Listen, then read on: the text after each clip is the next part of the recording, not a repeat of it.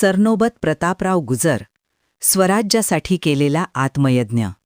तलवारी म्यानातून बाहेर पडल्या आणि मावळ्यांच्या रक्तात वीरतेची ज्वाला पेटली. या ओळी ज्यांच्या शौर्याला मानवंदना देतात ते म्हणजे हिंदवी स्वराज्याचे थोर सरनोबत प्रतापराव गुजर.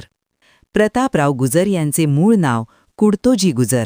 शिवरायांनी त्यांच्या अद्वितीय पराक्रमाने प्रसन्न होऊन त्यांना प्रतापराव ही पदवी बहाल केली. रायगड जिल्ह्यातील माणगाव तालुक्यातील रायगडाच्या सानिध्यात असलेल्या तांभाणे तर्फे गोरेगाव या लहानशा गावात या पराक्रमी योद्ध्याचा जन्म झाला. आग्र्याहून सुटका झाल्यानंतर महाराजांनी स्वराज्य पुन्हा उभारण्याचा निर्धार केला. पुरंदरच्या तहात गमावलेले किल्ले आणि प्रदेश परत मिळवण्यासाठी राजकारण, शौर्य आणि धाडस यांचा योग्य वापर करण्याचा आदेश त्यांनी दिला. या मोहिमेत ज्यांनी सिंहाचा वाटा उचलला त्यात प्रतापराव अग्रभागी होते. सरनोबतीची वस्त्रे प्राप्त झाल्यानंतर प्रतापरावांनी मावळ्यांना सोबत घेत स्वराज्याच्या सीमांचा विस्तार सुरू केला. चारही बाजूंनी पातशाह्यांच्या प्रदेशांवर त्यांनी धडाकेबाज कारवाया केल्या. त्यांच्या धाकाने शत्रूंच्या छावण्यात अस्वस्थता निर्माण झाली आणि स्वराज्याची मुळे अधिक भक्कम झाली.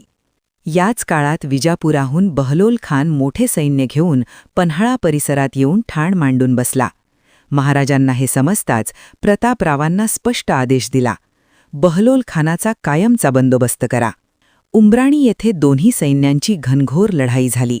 सूर्योदयापासून सूर्यास्तापर्यंत रणांगण रक्ताने भिजले. अखेर बहलोल खान शरण आला.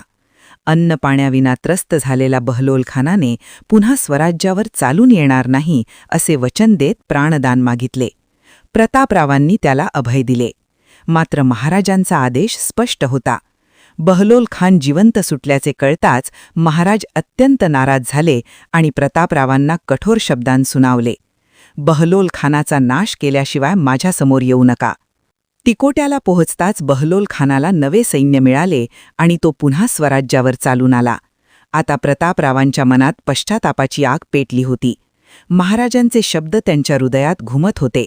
याच भावनेच्या भरात त्यांनी अवघ्या 6 मावळ्यांसह शत्रूच्या प्रचंड फौजेवर चाल केली.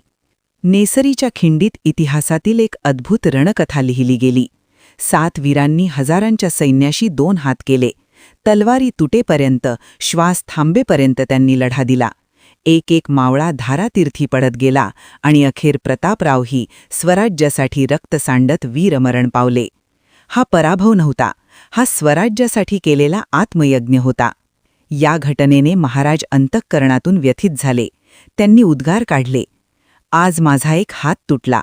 मी त्यांना आज्ञा दिली आणि त्यांनी ती प्राण देऊन पाळली. प्रतापरावांसारखा पराक्रमी सरनोबत गमावल्याचे दुःख महाराजांना असह्य झाले. काही काळ ते लोटे परशुराम येथे वास्तव्यास गेले.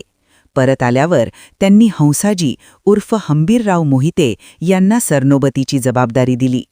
प्रतापराव गुजरांचे बलिदान आजही मराठी मातीच्या शौर्याची साक्ष देत आहे. स्वराज्य उभे राहिले कारण असे वीर रक्त सांडून गेले. जय भवानी, जय शिवाजी.